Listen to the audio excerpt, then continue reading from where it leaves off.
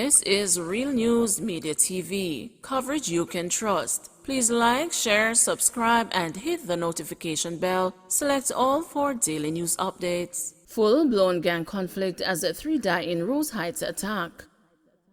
As inter-gang warfare deepens in St. James, Assistant Commissioner of Police Clifford Chambers has admitted that it has been difficult to break criminal stronghold in a grinding war of attrition. That grim analysis came hours after a drive-by shooting in Rose Heights, St. James, in which 3 persons were killed and 2 others hospitalized with injuries. To convict the gangs, we have to get evidence. To get the evidence, you have to get the statement, and to get the statement, you have to make people feel comfortable, Chambers, the Area 1 police chief, said in a news interview Thursday, emphasizing the difficulty in securing convictions. The deceased in Wednesday afternoon's attack are 27-year-old Chadwell Fraser, otherwise known as Bomb Brain or Chad, of Felicity Road, Glen Devon; Shamario Calvin aka Chippy, 24, of Ball Ground, Rose Heights; and Tonian Reed aka Two Fly, who resided at Jarrett Terrace. All had St. James addresses. Police investigations point to an ongoing conflict the Shabdon, Whitaker Bushead, and the Fredman gangs. We are not getting the statements to facilitate the evidence and to facilitate the anti-gang dream coming to fruition, the Assistant Commissioner said, frustration evident in his voice. Noting that he understood the residents were fearful, he acknowledged that the task was Herculean. Since the incident, the police have increased the patrols and other measures to guard against reprisals in Salt Spring, Albion, and Green Pond, Chambers said. The Rose Heights gunfight is believed to have been a clash of rivals, with their attackers surprising the victims during a birthday party for one of the injured men. Cartridges recovered at the scene suggest that high-powered rifles were used. Reports are that the group was on Mall Road when a silver Toyota Axio motorcar drove up. Masked men with rifles exited the car and opened fire. The incident occurred at 4:20 p.m. Reed was shot in the back and buttocks, Calvin in the head and thigh, and Fraser in the upper body. Fraser was pronounced dead on arrival at Cornwall Regional Hospital, and Calvin and Reed succumbed to their injuries while undergoing treatment. Chambers is imploring citizens to call with information that could help to solve the crime. We just don't want anyone with information to feel free to call us. Information that can lead us to who are the persons who are involved, he appealed. A curfew has been imposed in the affected area for the next 48 hours. JLP mourns the death of St. Catherine Councillor caretaker Lennox Hines. The ruling Jamaica Labour Party is mourning the murder of Councillor caretaker for the South Borough Division in Portmore St. Catherine, Lennox Hines.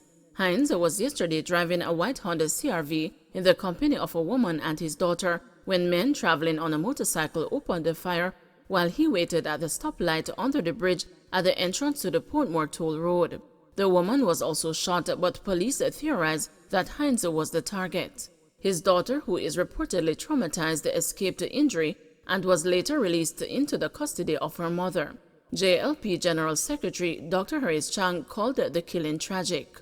He was a family man who worked hard for his family and the division he sought to represent, said Chang. According to Chang, the police have advised us that they are investigating and the party will be monitoring to ensure the criminal perpetrators are brought to justice. We are also praying for his fiancée, who was injured, and his daughter, who was also in the car. The family was in the middle of planning their wedding, which makes this murder even more tragic. He says the party has been in contact with East Central St. Catherine Member of Parliament, Alonda Terrelong, to assist in supporting the family. 2 men fatally shot by police in Clarendon, Indicom probing. 2 men were killed by the police during an alleged shootout in Boxer Common, Clarendon on Thursday. They have been identified as Rashawn Brown and Ryan Murray. The matter is being probed by the Independent Commission of Investigations. According to Indicom, the police reported that a team was on surveillance patrol in the community when they were allegedly fired at initially by one man and subsequently by a group who appeared. Following the exchange, 2 men were seen with gunshot injuries. They were assisted to hospital and later pronounced dead.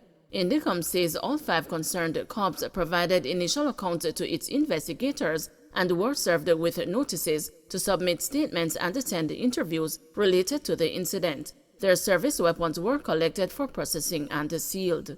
Two 9mm firearms were reported as recovered from the incident, a Glock pistol with the serial number erased, and a Karandai pistol with a serial number. The hands of both deceased men were tested for gunshot residue prior to photographing and the sealing of their bodies for storage, pending a post-mortem examination, Indicom said. All firearms will be transported to the government forensic laboratory for testing, it noted. Indicom is appealing to all persons who witnessed or may have any information in relation to the incident to contact the Commission's head office or share any details via WhatsApp at 876-553-5555. Indicom is reporting that yesterday's incident was the second double fatal shooting for May, and it brings the total to 6 persons killed by the security forces for this month. So far this year, 46 persons have been killed by the security forces. Agriculture Ministry says no evidence of illegal imports of chicken parts and other meats. The Ministry of Agriculture and Fisheries is disputing claims that there have been illegal importations of chicken parts and other meats into Jamaica. The ministry says to date it has no evidence to support the allegations. This comes in the wake of reports of some consumers being concerned about food safety based on statements made about the illegal importation of chicken parts and other meats. The ministry says its veterinary team, in collaboration with other border regulatory agencies, including the Ministry of Health and Wellness, continues to monitor imports of animal products at the ports of entry to ensure that only safe foods are imported into Jamaica and made available to consumers. It says all consignments of meat and meat products must be accompanied by a veterinary import permit issued by the Veterinary Services Division and the relevant veterinary health certification from the country of origin. These consignments, it notes, are required to undergo veterinary and public health inspections at ports of entry. The Agriculture Ministry says it will continue to work with its stakeholders, in particular the Jamaica Customs Agency, to investigate any alleged reports of illegal importation of animal products. It is strongly urging anyone with information on illegal activities to provide it to the police. Pilot error cited for vessel crash at Falmouth Wharf, says Bartlett. Tourism Minister Edmund Bartlett says Thursday's crash of the Royal Caribbean Harmony of the Seas vessel into the dock of the wharf in Falmouth in Trelawney was caused by pilot error. The good news is that nobody got hurt and the damage was minimal to the vessel, and it was able to continue its journey unfazed and really unaffected, he disclosed. Bartlett said the incident occurred when the pilot was badly directed while attempting to dock the vessel. Bartlett was speaking today at the opening of the Edward Siaga Suite at the Devon House in St. Andrew and the relaunching of the Devon Duppy Rum. We are repairing the damaged areas at the port now. The divers are there now recovering the broken elements, and we should be back in full order for the ships that come next week, the tourism minister added. Constitutional challenge filed against the DRMA curfew orders.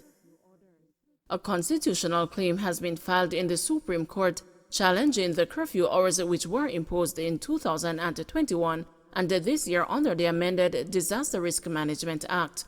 The orders were imposed as part of COVID-19 containment measures. The claim was filed on Thursday on behalf of 2 women who were charged with breaching the curfew orders. The women took their cases to the Norman Manley Law School Legal Aid Clinic. Attorney Clyde Williams, who is representing the claimants, is awaiting a date for a hearing.